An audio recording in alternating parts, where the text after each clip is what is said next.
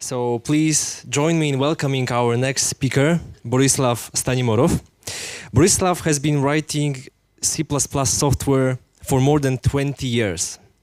The majority of his career has been in video games, and in past 4 years he's been working on software for medical devices.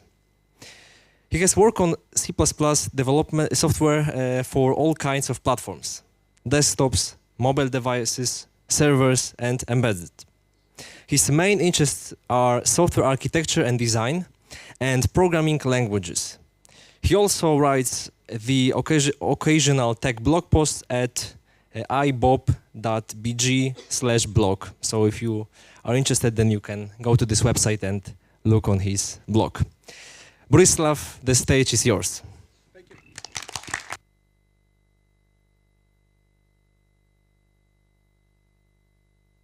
Right, this talk, right? Can you hear me? Okay. So we have 2 hours. Hopefully that's enough. I'm Borislav. As you've seen, if you want to follow the slides on your phones or laptops or whatever, you can find them on is.gd/AICP-intro.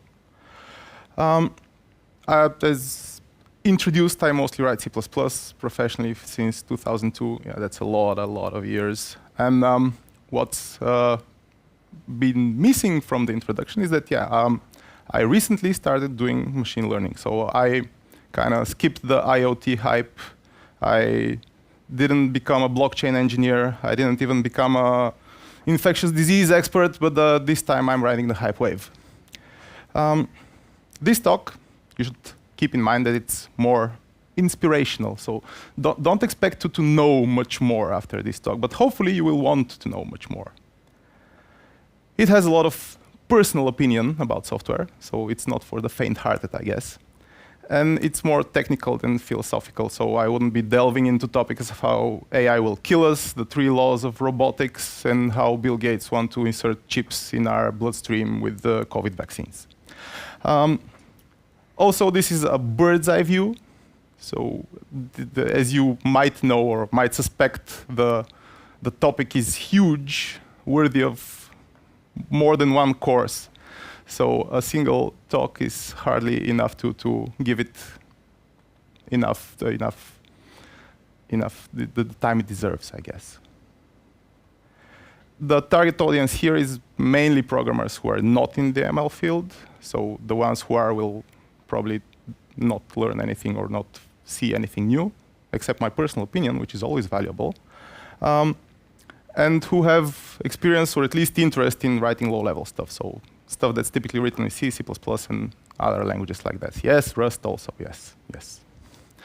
I will try to basically cover why you should consider doing stuff like machine learning and how your existing experience can be transferred there.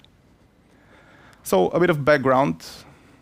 Unless you've been living under a rock for the past, I guess, year and change, you have certainly seen and probably used these things, most of them, some of them, if not all of them, I guess. And currently with the explosion of popularity of AI, we've also seen an explosion of sorts of AI tools, startups, software as a whole. And practically, there's something new AI every day, or not even one thing. There are many things AI new every day, and then this talk will probably be outdated by tomorrow.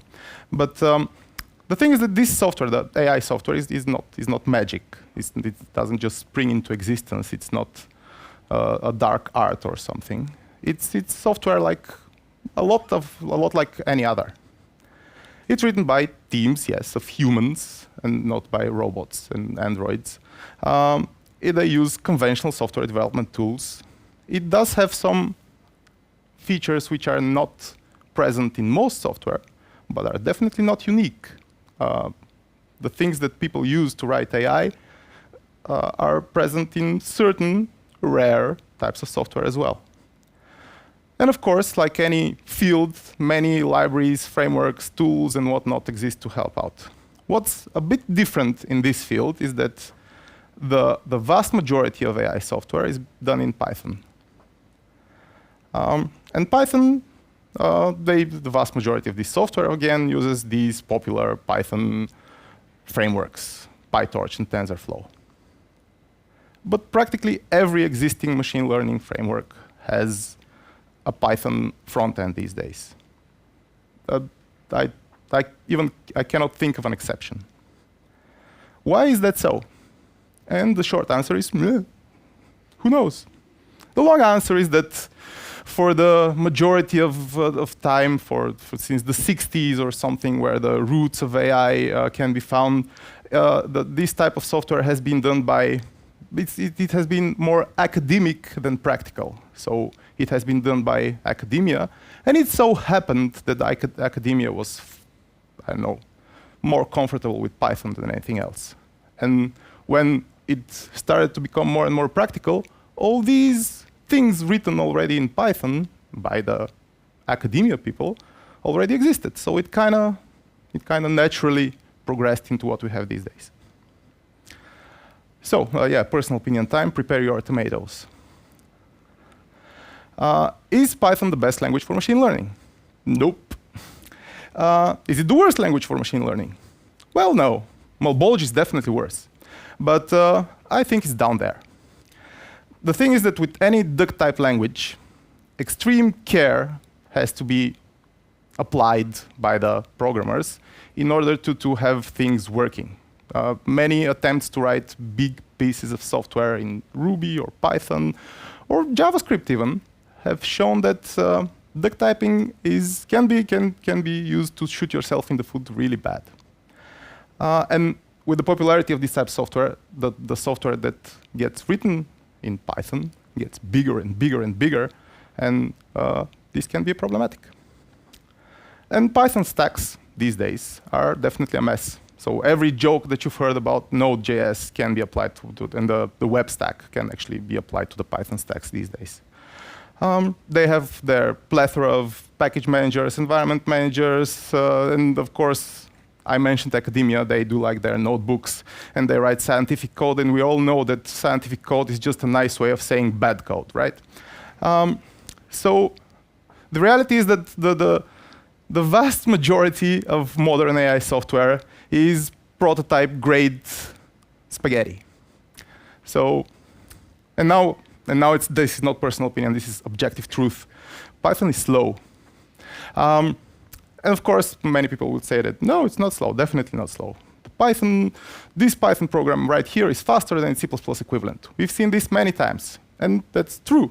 If you write a naive program, if you write a program in C++ naively, it will actually very often be slower than its Python or JavaScript or even a Ruby equivalent.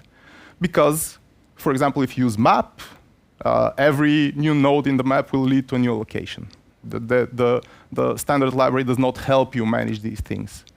So yeah, but you can be pretty sure that if you write a piece of software that uses studmap, or a piece of code, I guess, it will be slower than if you write it will be slower than its Python or Ruby or JavaScript equivalent. So PYC should do it, right? If you've tried Python, you know that PYC actually helps you boot, but it does not actually improve the performance. And also, you know that być in Polish means to be, right? But być, little known fact, in Polish means to deal with the excessive amount of bloat a Python stack leads to. Also some arguments that we've heard is that it's the most optimized interpreter there is. It's not V8 by no means, and V8 is probably the most optimized interpreter we've seen. JIT compilers work. There exist Python JIT compilers that they're not widely used. They can help in certain cases. But the main argument here, I guess, is that it doesn't matter that Python itself is slow. The low-level underlying framework, which does the actual computations, will do the work. And that's true to an extent, but the problem with these frameworks is that they're opaque. So you cannot control, you don't have fine-grained control over the data flow. If you want to make some tweaks, if you want to either tweak the way the data flows through the framework or how it performs certain computations, it's hard to impossible. You have to touch the framework itself. And this is very similar actually to using game engines. A game engine is typically a black box. It might not be, it might be open source or something, but it might as well be a black box because it's very hard to actually make the changes you want. And that's why so many, for example, game developers have chosen to create their own purpose-built engines which are suitable for this type of game or even for this specific game. It's not like a reusable engine or something. But also with these frameworks, them being general as they are, the bloat intensifies. So they are designed to do everything, but you will most likely not need everything. So something good about Python. Yeah, it's good for prototyping, sure. And also slicing is pretty neat. Slicing in Python, I guess, is a pretty neat feature. But similar syntax is coming to C++. Kind of, sort of similar, I guess. Now, of course, I'm not the only one with these types of problems, right? So many people have noticed but even I haven't noticed everything that I just said. I learned it. But many people have noticed these things. And they've tried to come up with alternatives. And sometimes they use CUDA for machine learning, so C++. They use OpenCL for machine learning, so C++. They use Metal for machine learning, so C++. And Objective-C++, sure. Or Swift, yes. They use Vulkan for machine learning, so C++. But OK, Vulkan can be used with many other languages. You can also do it yourself if your platform has this requirement. You can write code for the CPU. And basically anything but Python is suitable there. Any low-level language, I should say. There's this thing coming, that modern thing called Mojo, which is essentially a framework. It may perform better than other frameworks in certain situations, but it also may perform worse, even though the authors have claimed like 10,000 times faster than its Python equivalent. And yes, for this particular example, it might be true, but for this particular example, it's 2 times slower. The fact is that I don't know much about Mojo. I've seen bits and pieces here and there, but it's definitely not magic. So it's not like something that cannot be replicated if you want this type of performance. And of course, this being the big thing in software, right there, alternatives come up every single day. Let's have a crash course in ML. And I should make a confession. I lied. I'm not an ML engineer. Now, actually, my title is ML engineer. But I only started, as you can see, this is an exact copy of the second slide, in 2003. So last year, I had absolutely, well, not absolutely, but almost no idea what it took to write AI software. I started dabbling in the field in early 2023, so less than a year ago. My title is an ML engineer, but I cannot, in good heart, call myself an ML engineer. I do a lot of C++, yes, for more than 20 years. I'm old. I do a lot of low-level stuff, yes. I've written GPU code a lot, and code for not only general purpose, but being in games, I've written a lot of graphical code for GPU. Being in games, I have chased microseconds and even nanoseconds at times. But machine learning, I don't know. But anyway, you're here, so this is my perspective. There are a lot of ML techniques, but we won't deal with those. We will focus on neural networks. Neural networks are pretty interesting. They have a very interesting history, and you should check it out, but we won't today. OK, well, what is a neural network anyway? It can be said that a neural network is a function, much like this one. This is a classifier. So we have a predefined set of things, and we give it an input, and it will say which type of this predefined set this thing is. Well, to be more precise, it will likely return us a list of all possible things and probabilities, and hopefully one of these probabilities will be close to 1, and the rest will be close to 0. What is GPT? It's a function. You give it a prompt, a function, a string, and it outputs a response, a string.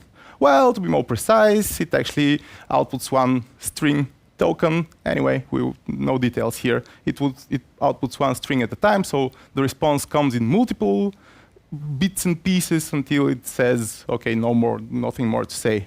But it's still a function. Okay, that's obviously not good enough. A neural network is a computation with parameters. Okay, so the classifier function. We give it a bunch of parameters, and based on these parameters, it will do its classification. For example, if you've probably heard about Llama 7B or this type of thing, dash 8B, 34B, and whatnot. This actually means the number of parameters it takes for this particular neural network to run. For Llama 7B, it takes 7 billion parameters. So in the previous slide, this vector here is 7 billion floats, and we can run GPT with it. Neural networks need to be trained. This is roughly, it can be said that training a neural network is basically solving the function that the neural network represents with respect to the parameters. So you want to find parameters which produce results that you like. It is done with gradient descent. You have to be careful of learning rate. There are many techniques in training neural networks, but we won't deal with any of those. We are here to do the gist of it. Neural networks need to be designed. And remember how I said this type of software is not magic? Well, I lied, it's magic. Designing neural networks is basically magic. It's, well, yes, it is mostly indistinguishable from fortune telling. People who design neural networks have years of experience, and a lot of gut feeling is involved. And it seems that most of their knowledge of designing neural networks is untransferable. They cannot teach you how to design neural networks. They rely on their experience, their gut feelings, but we should probably design a neural network to teach us how to do neural networks. Currently, that's the state of things. And also, to these flashy types of software that you've seen for the past year and so, take literally millions of hours to train.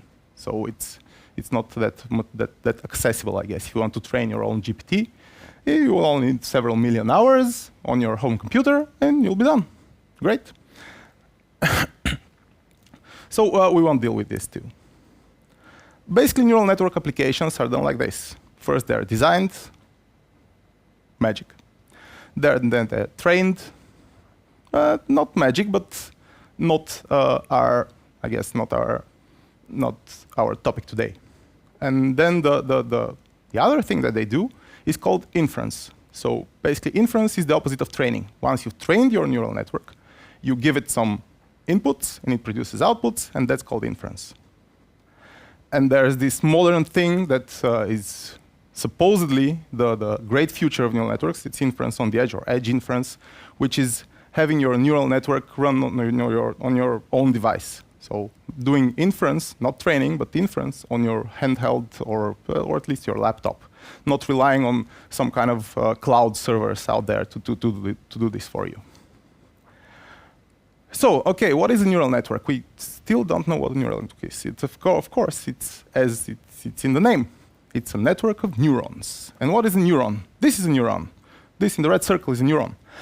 It has weights, a bias, and probably an associated so-called activation function.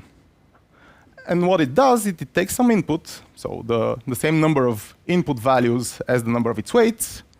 It multiplies the input values by the weights. It adds the bias and calls the activation function on the result. Simple, trivial. Neurons come in layers in neural networks. So neural networks have layers. And see these vertical bars, those are the layers. So the B1 layer in here takes the input, does the multiplication, and then its output is used for the next layer. And deep neural networks are networks that have more than 2 layers. And we'll see how this is interesting later. But that's, again, trivial stuff. Let's take a closer look at one of these layers. So again, we take the inputs, we multiply the inputs by the weights of each neuron, and we add them up together. You should know this. It's hello matrix multiplication. If you represent the weights of each neuron as a row in the matrix, and you multiply that matrix by the input represented as a vector, you will get the exact same thing. Then you add the bias vector, and then you call the activation function on the output. And that's how a whole layer of neurons is basically calculated.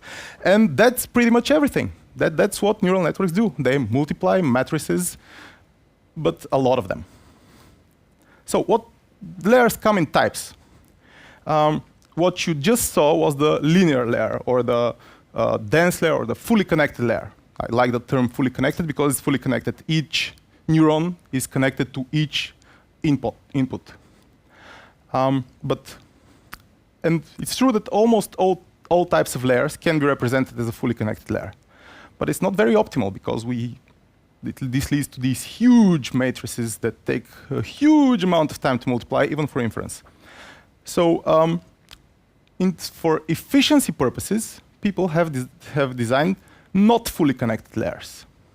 You can imagine that the not fully connected layers has, for example, zeros on certain weights, and it's equivalent to a fully connected layer.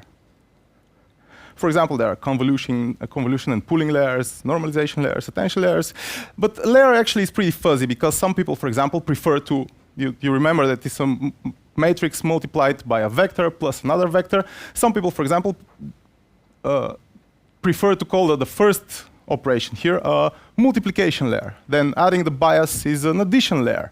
So when you hear layer, it may actually mean a part of what I just said is a layer, or even multiple layers combined together. For example, attention layers can be viewed as multiple multiplication layers applied together. Anyway, layer is just a part of the computation with a name. Named thing. We should learn those names in order to do machine learning with neural networks. And this resource here, the Neural Network Zoo, has a lot of information of the most popular, at least, names and types of layers. So I mentioned the activation function a couple of times, but why do we need activation functions?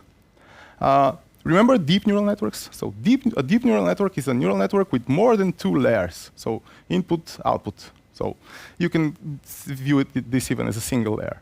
Anyway, without an activation function, imagine all these layers. So no activation function. We multiply, add. So what is multiplying a matrix by a vector? That's transformation. Add, translation.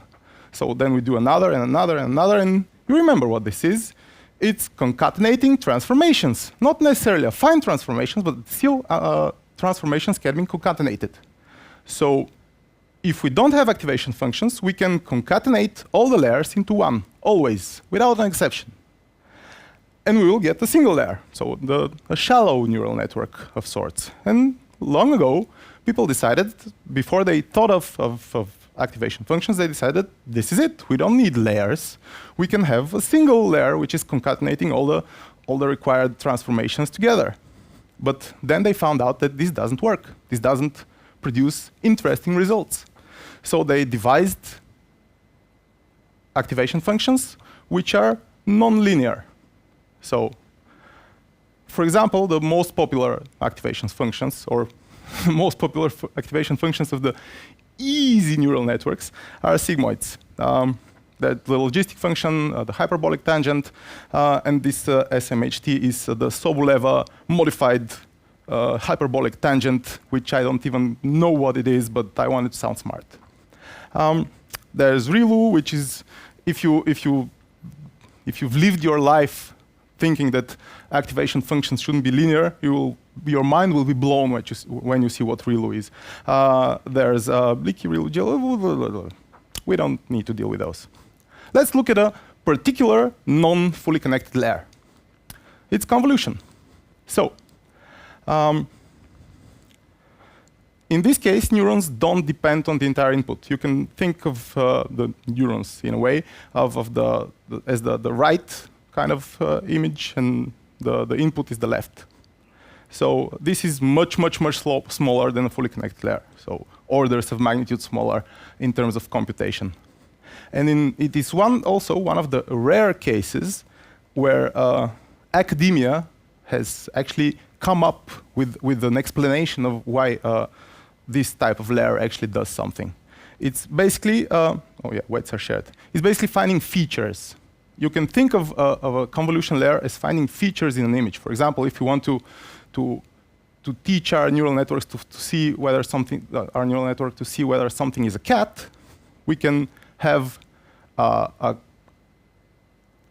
kernel, in a way, which, for example, the yellow one could check whether something is an ear. The blue one could check whether something is an eye. The red one could check whether something is whiskers.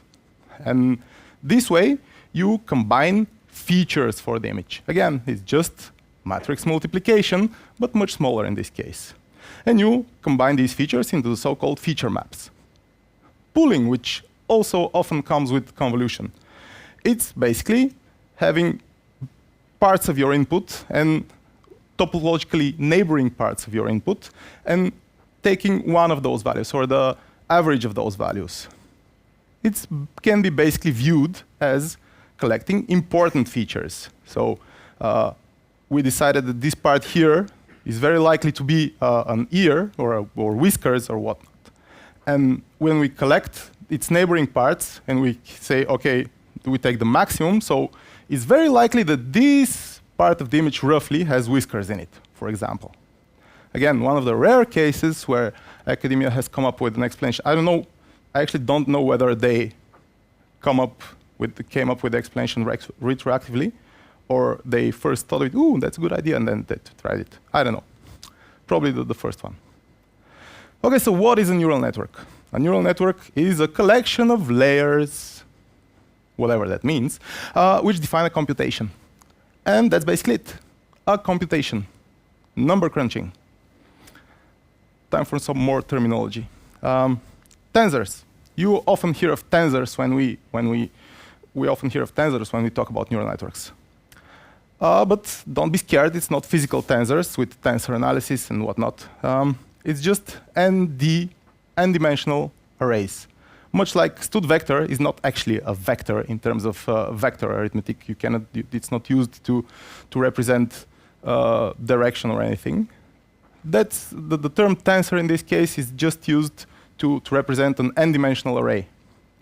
It has a shape, which, for example, this two-dimensional array has a shape of 3, 2, so 3 rows of 2 columns, or maybe it's in some cases 2 columns with 3 rows.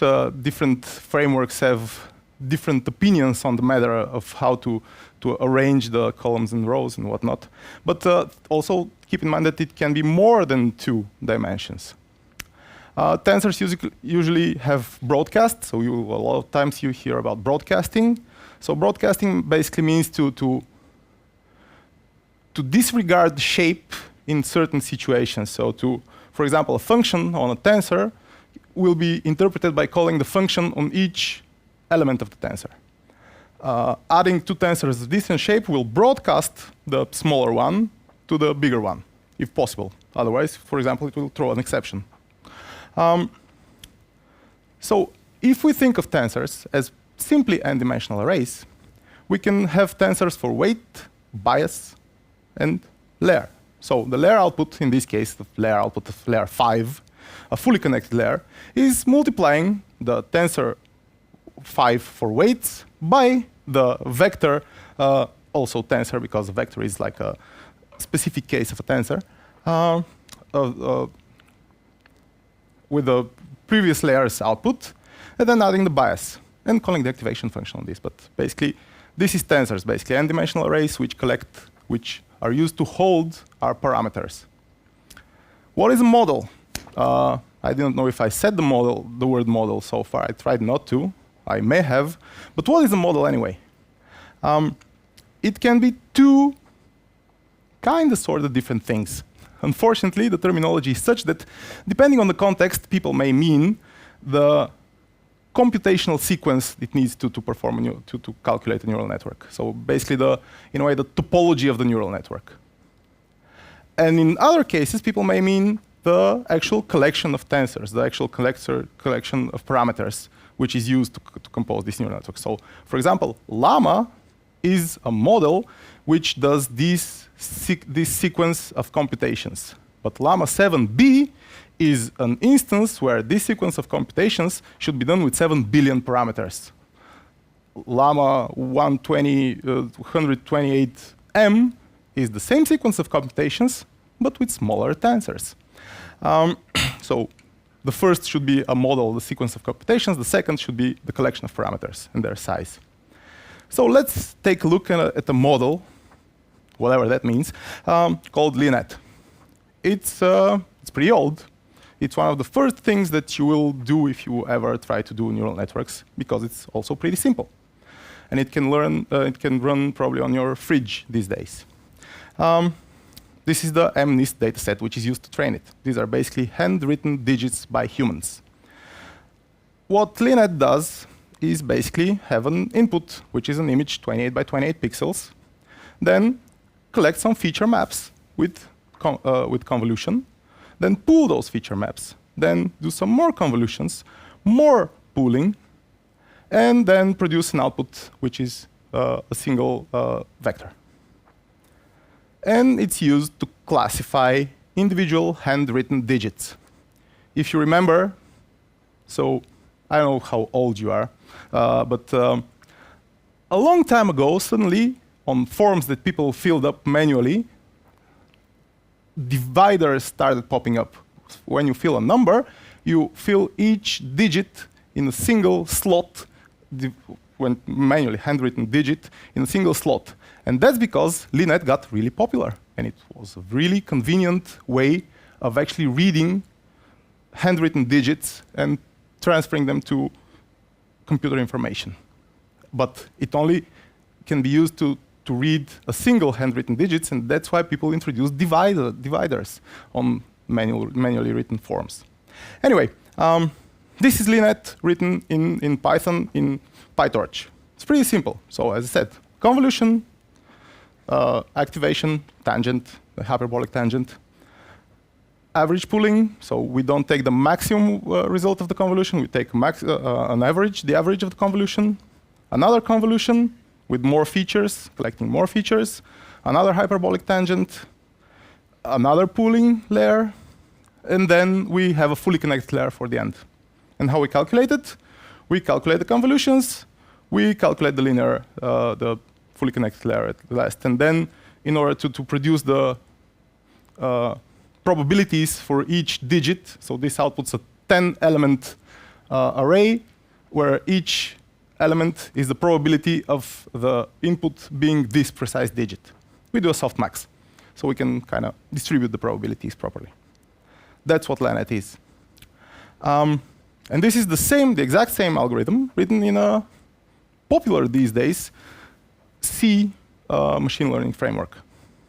We have the convolution, and again, in this case, biases are manually added to a separate layer. So this add here is the bias the adding of biases after the convolution. We have an add.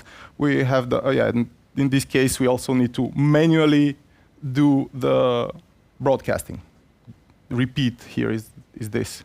You have the hyperbolic tangent, another pool, another convolution, another adding of biases, hyperbolic tangent, pool, reshape in order to have the output as a single dimensional tensor. Fully connected layer multiplication, fully connected layer biases, softmax. And that's it. It's trivial. Why it works? I'm sure when they designed it, they didn't they could have expected it to work, but they didn't know whether it would work or not. Anyway, so this is how basically how AI software is written in a way.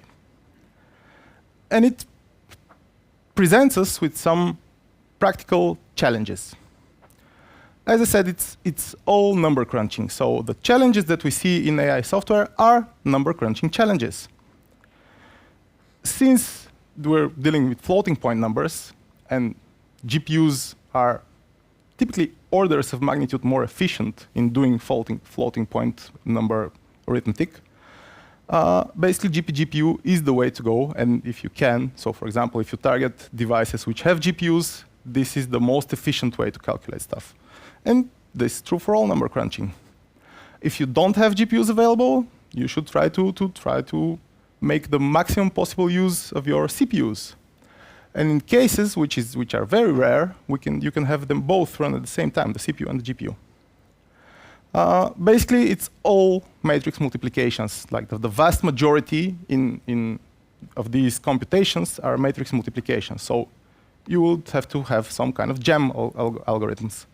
BLAS is a gem library. It also does other stuff than general matrix-to-matrix multiplication, but it's a library which has many implementations for many platforms, many targets, but it's not always the best one. It's not always perfect. In some cases, you will have to create your own multiplications, which are suited for this particular shape of the input.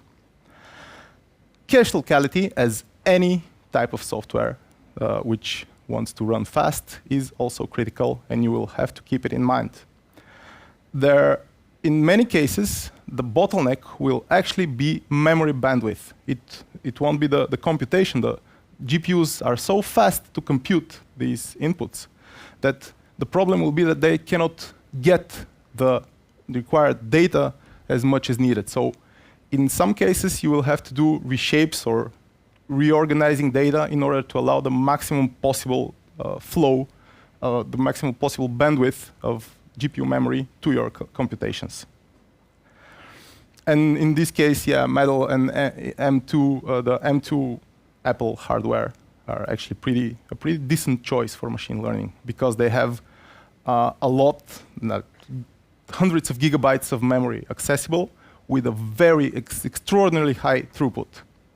So it may be that, for example, your model can be calculated much faster on, say, NVIDIA GPU. It has a higher throughput than the M2 hardware, but even the largest NVIDIA GPUs have tens of gigabytes of memory, right? Whereas M2 has almost the same memory throughput, but it can have 200 gigabytes of memory, right? So it can fit a larger model. And quantizations. Multiple times I said floating point numbers, but the reality is that 16-bit floating point numbers are practically the norm these days. So almost all cases where neural networks are computed, 16-bit floating point numbers are used. And exotic quantizations exist too, like to 4 bits, 6 bits, 3 bits, even 2 bits. And certain experiments exist where a 2-bit quantized framework actually performs really decently well. Why do we want quantizations? Memory throughput. If your floats are 32-bit, even if it takes the same time to multiply them as 16-bit or 2-bit floats, in most cases 2-bit floats will be a bit slower. Well, not 2-bit, but say 6-bit float will be about the same speed as 16-bit float. But the thing is, it's smaller, so you can allow more memory throughput. So basically, you have to find a balance between the speed of the computation and the speed of the memory, which is provided to your computation. Fusing kernels is also a thing, of course.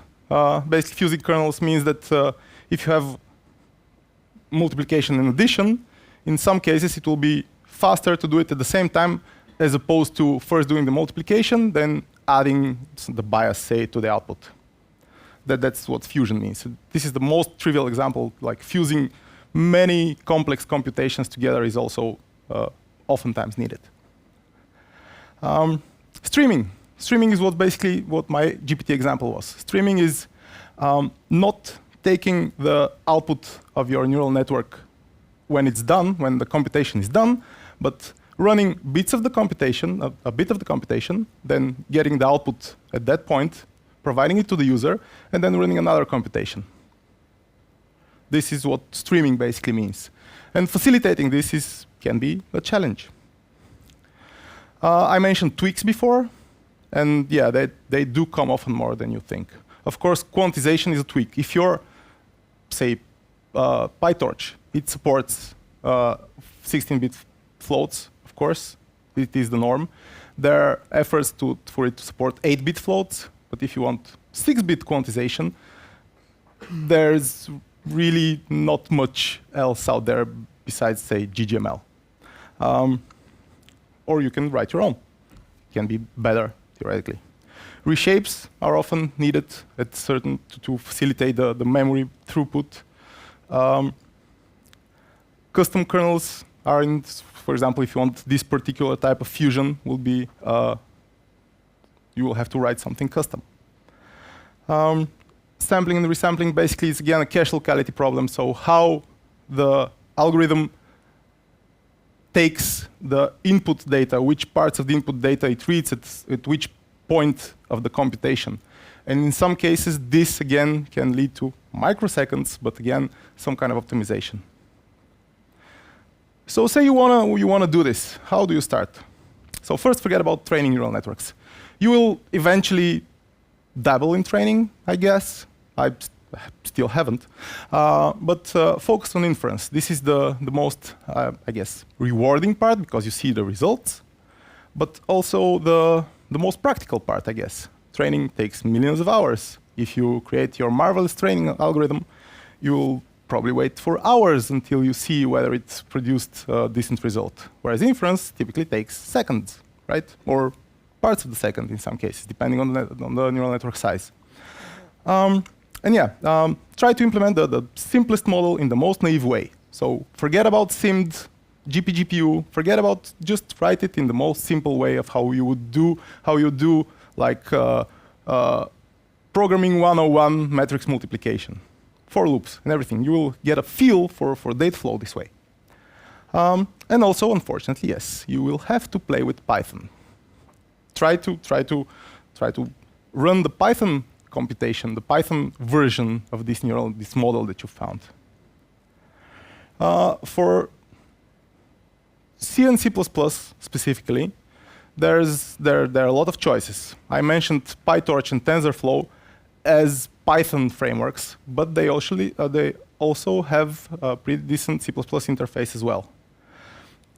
They suffer from the same problems that I've mentioned, like they're rigid, opaque, and whatnot, but they can be useful in many cases. GGML, I also mentioned, is a C library for machine learning. It has some pretty exotic quantization. It has different types of backend, CPU, Metal, CUDA. Vulkan is in progress. ctranslate2 is a CUDA neural network framework. It's much smaller than PyTorch and TensorFlow, so you can actually play with the code. NCNN is from Tencent. The Chinese people have probably the best Vulkan ML framework there is. And of course, NVIDIA, this being the glory days of NVIDIA because of this, because they have good GPUs and they invest a lot in machine learning software. They have many libraries written for machine learning. But for example, why I say bloat, TensorRT takes about 2 gigabytes to install. So why? I don't know. Probably because of custom compilations, because it's closed source, like custom compilations for different types of hardware or whatnot.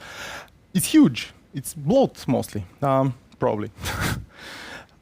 So if you want to see existing implementations of different types of neural networks, you will have to start with Hugging Face. So Hugging Face is a website which has a lot of models, a lot of data sets if you want to do training. It has these things called spaces, which are basically UI to test and play with different models. GGML has a lot of examples. Llama CPP is a popular implementation of Llama written with GGML.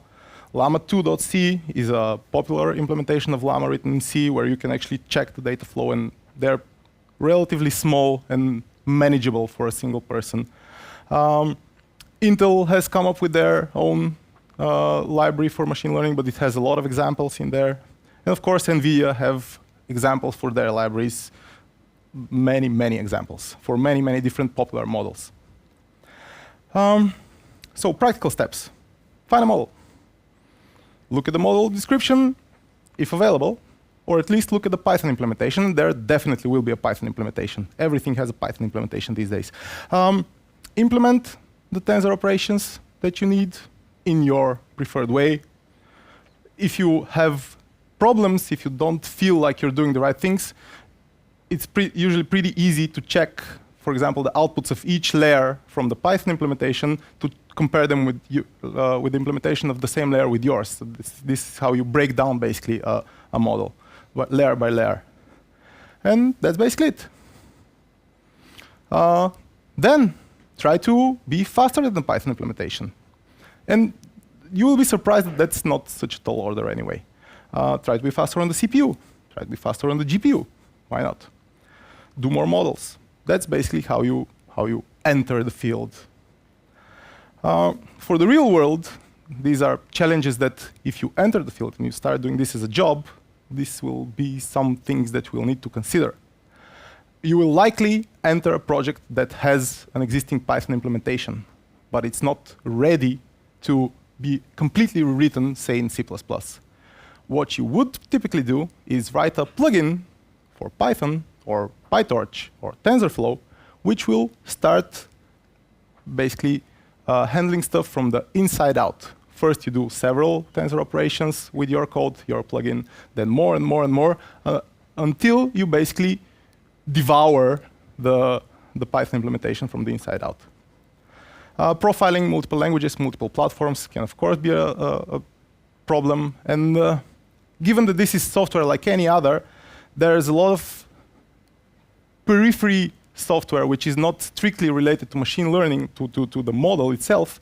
Well, it is related to the model in terms of output and input, but it's not machine learning as it is, which can also benefit from being rewritten in something better than Python. And in these cases, many of these cases, we have code written in pure Python without relying on any existing framework doing such things.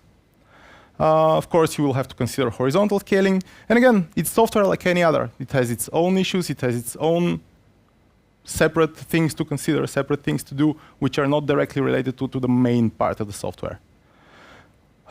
So anyway, if you like number crunching, if you like chasing those micro and nanoseconds, if you like doing magic, and if you dislike scientific code, you are needed. It's the next big thing. We can ride the hype wave. These slides are here. Thank you. Thank you very much, Borislav, for a really, really inspiring presentation. So if you have any questions, then please raise your hands and ask them.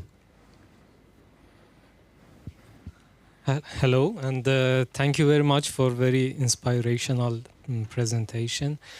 I have a question about this GPU processing. My question is that do you think that moving from Python to C++, will this cause to independently choose this GPU hardware accelerator? I mean, currently we have NVIDIA because it's we are using this CUDA as a layer to implement the Python packages and libraries. But the prices are very high. I have seen that some steps taken by AMD to try to compete with NVIDIA.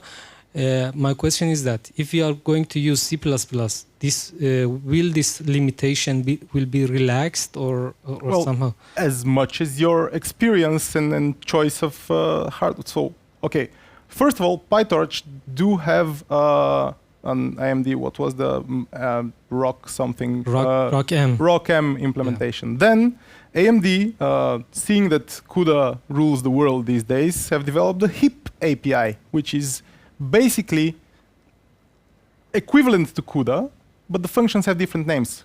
What you can do with HIP is define a bunch of macros which define AMD something to Q something and run the exact same code on AMD hardware.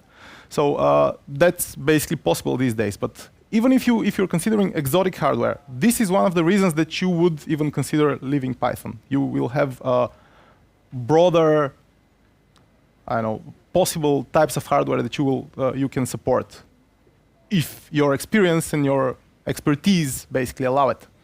If you, the thing is that that's not all.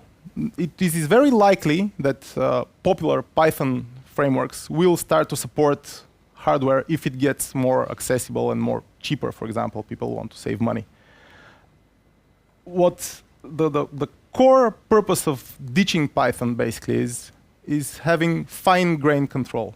This is sometimes it will lead to a 10% optimization, but consider that the model these days is typically used by, say, thousands, hundreds of thousands of people. These 10% basically reduce cost. It will reduce the time it needs for the time paid by the company for the cloud, or it will make a better user experience if you optimize even a tiny bit of the computation. So I can conclude that it is better option to go on with C++ than or another low-level language if it allows you to make better use of the hardware. That's basically it. Having finer grained control over the hardware. This is where the current, the current goal is for everyone. Okay, thank you. And another question for C++, like what you mentioned, PyTorch and TensorFlow has already this C++. They are written in C++ and they're like the API are exposed to C++ as well.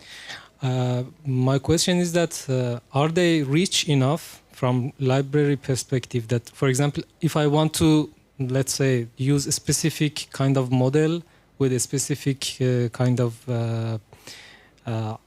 algorithm, is it rich enough, comparable to Python to Yes. use C++?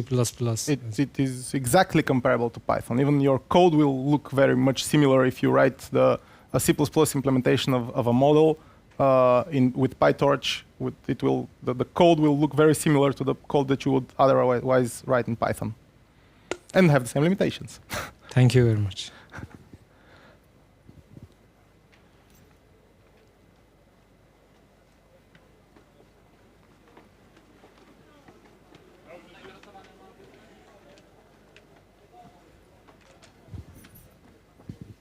Yeah, hello. Hi. Thanks for the talk.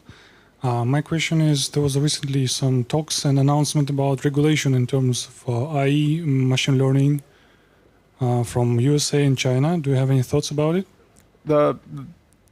Sorry, can you repeat that? I didn't catch that. Regulation and some standardization, limitations. That's the philosophical and political part of the talk that I'm skipping. There are regulations coming, yeah. It's every time something becomes the next big thing, there's a lot of regulations involved, and then the stuff that we developers oftentimes find bad. And currently things are looking grim, but hopefully it will not end up being this way. Let's not turn this into a political conversation, but yeah, we can talk later about this. Okay, thank you.